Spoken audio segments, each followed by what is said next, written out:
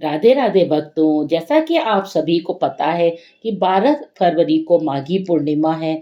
ये माघी पूर्णिमा इसलिए महत्वपूर्ण बहुत ज़्यादा है क्योंकि 144 साल बाद ये बहुत ही शुभ मुहूर्त में पड़ रही है।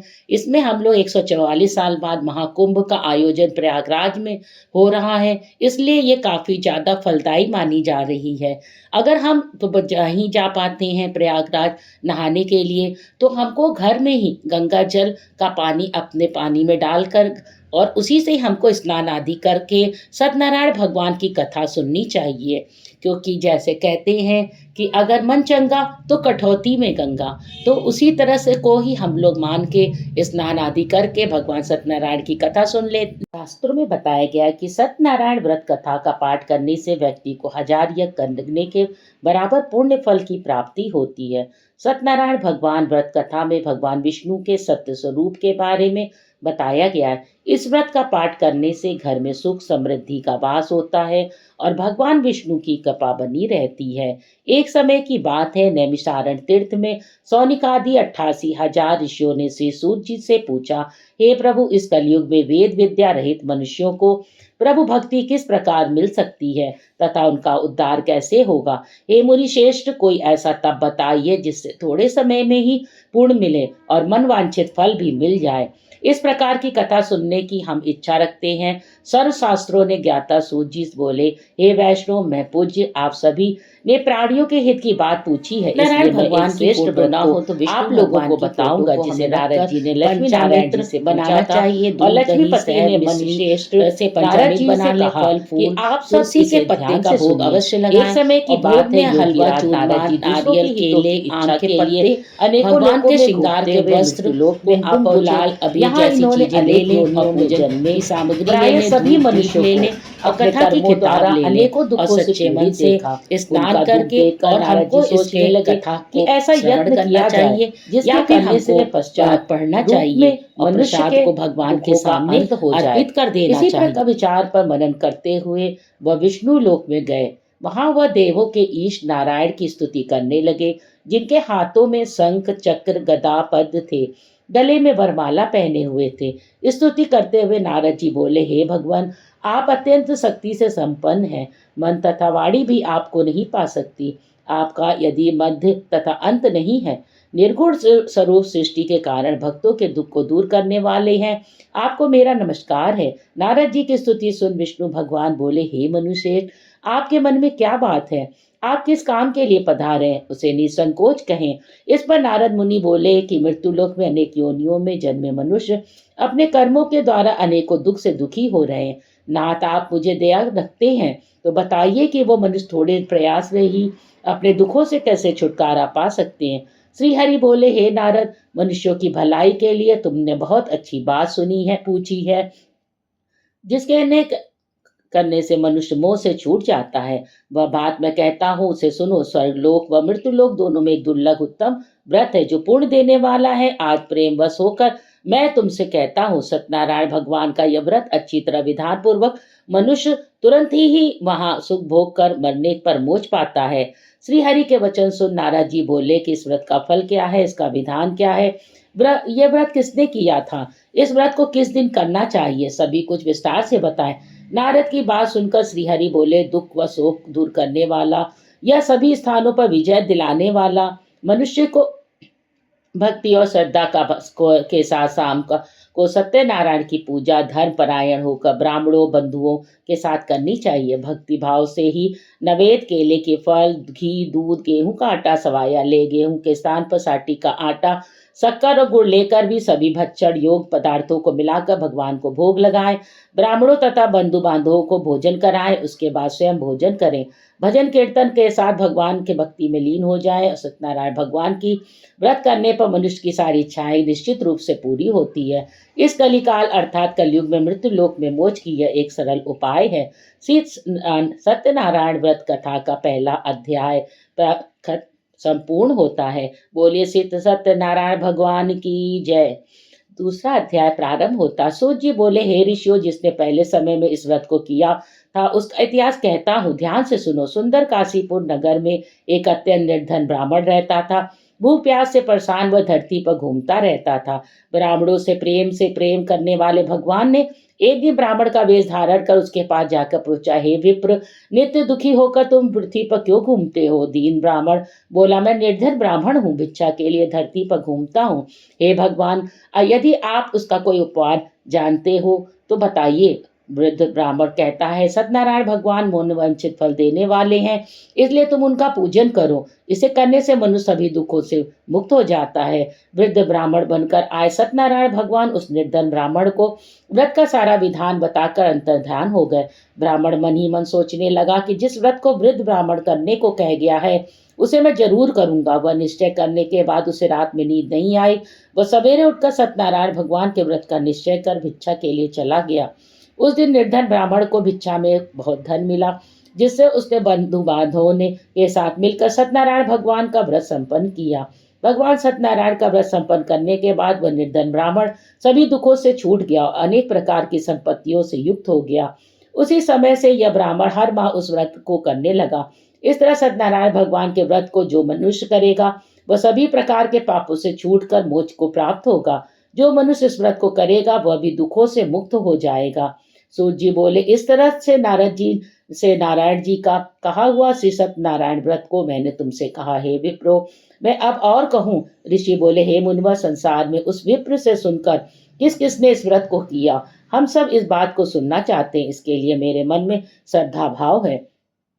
सूत जी बोले, हे मुनियो, जिस जिसने इस व्रत को किया अब सुनो। एक समय वही विप्र धन और ऐश्वर्य के अनुसार अपने बंधु बांधवों के साथ इस व्रत को करने को तैयार हुआ। उसी समय एक लकड़ी बेचने वाला बूढ़ा आदमी आया। लकड़ियां बाहर रखकर अंदर ब्राह्मण के घर में गया।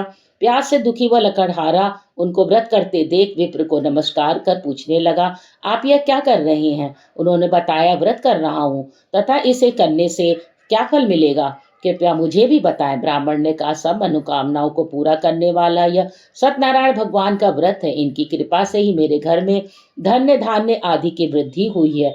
विप्र में सत्यनारायण व्रत का यातों के बारे में जानकर लकड़हारा बहुत प्रसन्न हुआ। चरणामृत लेकर प्रसाद खाने के बाद वह अपने घर गया। लकड़हारे ने अपने मन में संकल्प किया, आज लकड़ी बेचने के से जो धन मिलेगा उसी से सत्यनारायण भगवान का उत्तम व्रत करूंगा। मन में इस विचार को लेकर बूढ़ा आदमी सिर पर लकड़ियां रखकर उस नगर में बेचने गया। धनी लोग ज्यादा रहते थे। उस नगर में उस लकड़ियों के दाम पहले से 4 गुना अधिक मिल गए। बूढ़ा प्रसन्नता के साथ दाम लेकर केले, शक्कर, घी, दूध, दही, गेहूं का आटा ले सत्यनारायण भगवान के व्रत की अन्य सामग्रियों को लेकर अपने घर गया।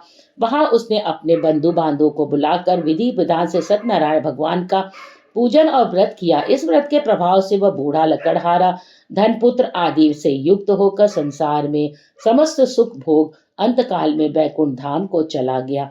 श्री सत्यनारायण व्रत कथा का दूसरा अध्याय संपूर्ण होता है। बोलिए श्री सत्यनारायण भगवान की जय। तीसरा अध्याय प्रारंभ होता है। सूत जी बोले, हे श्रेष्ठ मुनियों, अब आगे की कथा कहता हूँ। पहले समय के उल्का मुख नाम का एक बुद्धिमान राजा था। वह सत्यवक्ता और जितेंद्रिय था। प्रतिदिन देव स्थानों पर जाता और निर्धनों को धन देकर उनके कष्ट दूर करता था। उसकी पत्नी कमल के समान मुख वाली और सती साध्वी थी। भद्रशिला नदी के तट पर उन दोनों ने श्री सत्यनारायण भगवान का व्रत किया। उसी समय साधु नाम का एक वैश्य आया और उसके उस पास व्यापार करने के लिए बहुत सा धन भी था। राजा को व्रत करते हुए देखकर वह विनय के साथ पूछने लगा, हे राजन, भक्ति भाव से पूर्ण होकर आप ये क्या कर रहे हैं? मैं सुनने की इच्छा रखता हूँ, आप मुझे बताएं। राजा बोला, हे साधु, अपने बधु बांधव सा पुत्रादि प्राप्त के लिए एक महाशक्तिमान श्री सत्यनारायण भगवान की व्रत व पूजन कर रहा हूँ। राजा के वचन सुन साधु आदर से बोला, हे राजन, मुझे इस व्रत का सारा विधान कहिए। आपके कथा अनुसार मैं भी इस व्रत को करूंगा। मेरी भी संतान है। इस व्रत को करने से निश्चित रूप से मुझे संतान की प्राप्ति होगी। राजा से व्रत का सारा विधान सुनकर व्यापार से निवृत्त होकर वह अपने घर गया। साधु वैश्य ने अपनी पत्नी को संतान देने वाले इस व्रत का वर्णन कर सुनाया। कहा कि जब मेरी संतान होगी तब मैं इस व्रत को करूंगा। साधु ने इस तरह के वचन अपनी पत्नी लीलावती से कहे। एक दिन लीलावती पति के साथ आनंदित हो संसारिक धर्म से पवित्र होकर सत्यनारायण भगवान की कृपा से गर्भवती हो गई। 10वें महीने में उसके गर्भ में एक सुंदर कन्या ने जन्म लिया। दिनों दिन वह ऐसे बढ़ेगी जैसे कि शुक्ल पक्ष का चंद्रमा बढ़ता है। माता पिता ने अपनी कन्या का नाम कलावती रखा। एक दिन लीलावती ने मीठे शब्दों में अपने पति को याद दिलाया कि आपने सत्यनारायण भगवान के जिस व्रत को आप करने का संकल्प किया था, उसे करने का समय आ गया है। आप इस व्रत को करिए। साधु बोला, हे प्रिय, इस व्रत को मैं उसके विवाह पर करूंगा। इस प्रकार अपनी पति को आश्वासन देकर वह नगर को चला गया। कलावती पिता के घर में रहकर वृद्धि को प्राप्त हो गई हुई। साधु ने एक बार नगर में अपनी कन्या को सखियों के साथ देखा तो तुरंत ही दूत को बुलाया, कहा कि मेरी कन्या के योग वर देख कर आओ। साधु की बात सुनकर दूत कंचन नगर में पहुंचा। वहां देखभाल करके लड़की के लिए सुयोग्य वाणिक पुत्र को ले आया। सुयोग्य लड़के को देख साधु ने बंधु बांधवों को बुलाकर अपनी पुत्री का विवाह कर दिया। लेकिन दुर्भाग्य की बात यह थी कि साधु ने अभी भी सत्यनारायण भगवान का व्रत नहीं किया। इस पर श्री भगवान क्रोधित हो गए और श्राप दिया कि साधु को अत्यधिक दुख मिले। अपने कार्य में कुशल साधु बनिया जमाई को लेकर समुद्र के पास स्थित होकर रत्नासारपुर नगर में गया। वहां जाकर दामाद ससुर दोनों मिलकर चंद्रकेतु राजा के नगर में व्यापार करने लगे। एक दिन भगवान सत्यनारायण की माया से एक चोर राजा का धन चुराकर भाग रहा था। उसने राजा के सिपाहियों को अपना पीछा करते देख चुराया हुआ धन वहां रख दिया जहां साधु अपने जमाई के साथ ठहरा हुआ था। राजा के सिपाहियों ने साधु वैश्य के पास राजा का धन पड़ा देख वह ससुर जमाई दोनों को बांधकर प्रसन्नता से राजा के पास ले गए और कहा कि हम दोनों चोरों को पकड़ लाए हैं, आप आगे की कार्रवाई की आज्ञा दीजिए। राजा की आज्ञा से उन दोनों को कठिन कारावास में डाल दिया गया और उनका सारा धन उनसे छीन लिया गया। श्री सत्यनारायण भगवान से श्राप से साधु की पत्नी भी बहुत दुखी हुई। घर में जो धन रखा था उसे चोर चुरा ले गए। शारीरिक तथा मानसिक पीड़ा व भूख प्यास से अति दुखी हो अन्न की चिंता में कलावती के ब्राह्मण के घर गई। वहां उसने श्री सत्यनारायण भगवान की व्रत होते देखा तो कथा में सुनी व प्रसाद ग्रहण कर रात को घर वापस आई।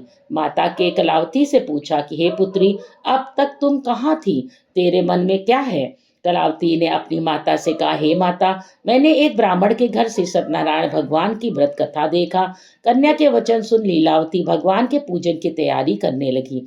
लीलावती ने परिवार व बंधुओं सहित सत्यनारायण भगवान का पूजन किया और उनसे वर मांगा कि मेरे पति और जमाई शीघ्र घर आ जाएं। साथ ही यह भी प्रार्थना की कि हम सब आपकी अपराध क्षमा करें। श्री सत्यनारायण भगवान इस व्रत से संतुष्ट हो गए और राजा चंद्रकेतु को अपने सपने में दर्शन दिया कि हे राजन, तुम उन दोनों वैश्यों को छोड़ दो। तुमने उनका जो धन लिया है उसे वापस कर दो। अगर ऐसा नहीं किया तो मैं तुम्हारा धन, राज्य और संतान सभी को नष्ट कर दूंगा।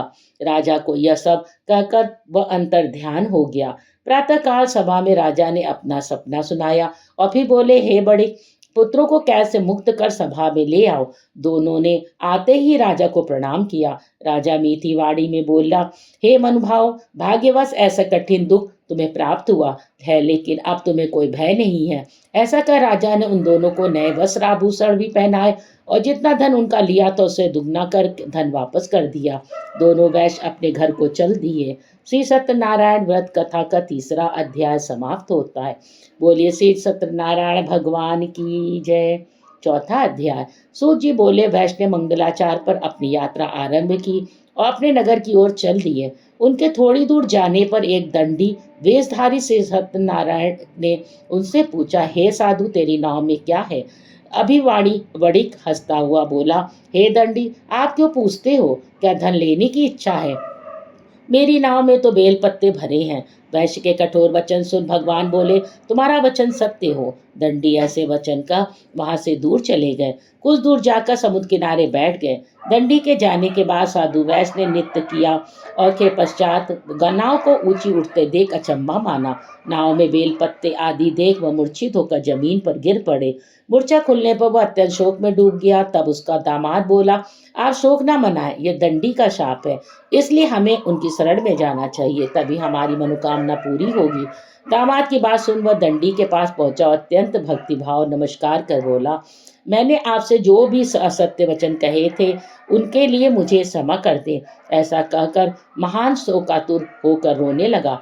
तब दंडी भगवान बोले, हे वाणी पुत्र, मेरी आज्ञा से बार बार तुम्हें दुख प्राप्त हुआ है, तो मेरी पूजा में विमुख हुआ है। साधु बोला, हे भगवान, आपकी माया से ब्रह्मा आदि देवता भी आपके रूप को नहीं जानते। अब मैं अज्ञानी कैसे जान सकता हूँ? आप प्रसन्न होइए। अब मैं सामर्थ्य के अनुसार आपकी पूजा करूँगा। मेरी रक्षा करो और पहले के समान नौका में धन भर दो। साधु वैश्य के भक्ति पूर्वक वचन सुनकर भगवान प्रसन्न हो गए। इनकी इच्छा अनुसार वरदान देकर अंतर ध्यान हो गए। ससुर जमाई जब नाव पर आए तो नाव धन से भरी हुई थी। फिर वहीं पर अन्य साथियों के साथ सत्यनारायण भगवान की पूजन कर वह अपने नगर को चल दिए। जब नगर के नजदीक पहुंचे तो दूत को घर पर खबर करने के लिए भेज दिया। दूत साधु की पत्नी को प्रणाम कर कहता है, मालिक, आप अपने दामाद सहित नगर के निकट आ गए हैं। दूत की बात सुन साधु की पत्नी लीलावती ने बड़े हर्ष के साथ सत्यनारायण भगवान की पूजन कर रही अपनी पुत्री कलावती से कहा कि मैं अपने पति के दर्शन को जाती हूँ, तू कार्य पूर्ण करके शीघ्र आ जा। पर माता के ये वचन सुन कलावती जल्दी से प्रसाद छोड़ अपने पति के पास चली गई। प्रसाद की अवज्ञा के कारण श्री सत्यनारायण भगवान रुष्ट हो गए और नाव सहित उसके पति को पानी में डुबो दिया। कलावती अपने पति को वहां न पाकर रोती हुई जमीन पर गिर गई। नौका को डूबा हुआ देख व कन्या को रोता देख साधु दुखी होकर बोला, हे प्रभु, मुझसे तथा मेरे परिवार से जो भूल हुई उसे क्षमा करें। साधु के दीन विचार सुनकर श्री सत्यनारायण भगवान प्रसन्न हो गए। आकाशवाणी हुई, हे साधु, तेरी कन्या मेरे प्रसाद को छोड़कर आई है, इसलिए उसका पति अदृश्य हो गया है। यदि वह घर जाकर प्रसाद खाकर लौटती है तो ही इसे इसका पति अवश्य मिलेगा।